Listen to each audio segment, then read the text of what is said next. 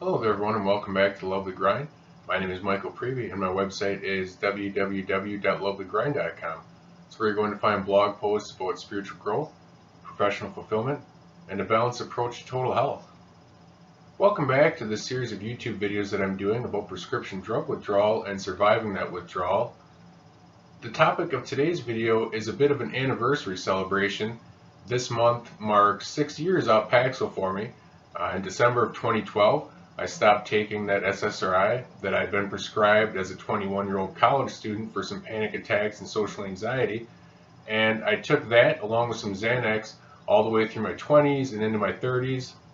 And as I was approaching my mid-30s, I had a deep-seated desire to live a life without the medications.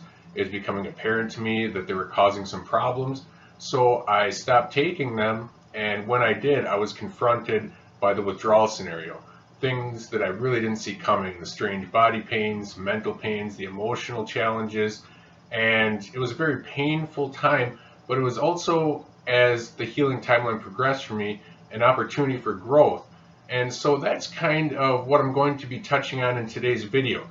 Some of the lessons that I learned through the withdrawal process. With distance and with time comes some perspective. So I'm able to now look back at the scenario and say, okay, what knowledge did I take from it that I can offer to others? It was certainly very painful and challenging, and I wouldn't necessarily have chosen to go on through it, but neither would I necessarily choose to return the knowledge that I learned and the growth that I gained as a result of it. So today I'm going to share with you all some of the lessons I learned from the process. 6 years out, what have I learned? So the first lesson I'm going to really hammer home to everyone today is healing is possible. The withdrawal scenario isn't a forever scenario. It's not a permanent disability. It's not a permanent or life-threatening disease.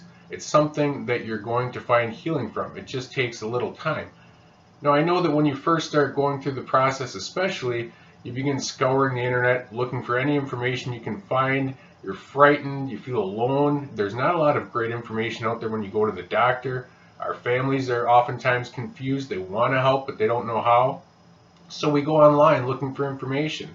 And so I want everyone out there who's searching for such information to hopefully stumble upon this video. Find some evidence that the healing exists. Find some evidence that it's not a forever thing. That's what part of this video is. That's evidence. So I hope you found it today if you're going through withdrawal. I know I still have a manila folder in my file drawer in my desk somewhere labeled Paxil Success Stories. Now, I'm not exactly sure what's in that folder because I haven't looked in a few years, but I know it's something I printed off, someone's story that said they had healed, and I looked at that when I was going through some dark times, and it kept me moving. So hopefully this video does some of the same for you out there today who are looking for that evidence of healing. That's oftentimes one of the scariest things that hits our minds during the withdrawal. Is this forever? Am I dying? Is this some permanent disability or some life-threatening disease? The answer to those questions is no, it's not. Our bodies and minds are created with enormous healing capabilities, not just for withdrawal, but for many sorts of injuries and circumstances out there. The withdrawal situation is unique, but it's not unique in the sense that it's something that we can't heal from. Our bodies and minds can and do heal from it. It just takes time, faith, and a few proper lifestyle changes that we can implement that help to create that all-important healing environment for ourselves. So that's lesson number one. Healing is possible. It will happen for you. The second lesson that I want to touch upon today is the idea that we are responsible for our own best health. Now, oftentimes we get busy with life, we even get a little lazy, and we start relying on the doctors to provide our best health for us. We wait until something goes wrong instead of living a lifestyle that takes preventative measures. And when something goes wrong, we hand our well-being over to the doctor and say, tell me what's wrong, tell me how to fix it. And oftentimes their only answer is, here's a pill.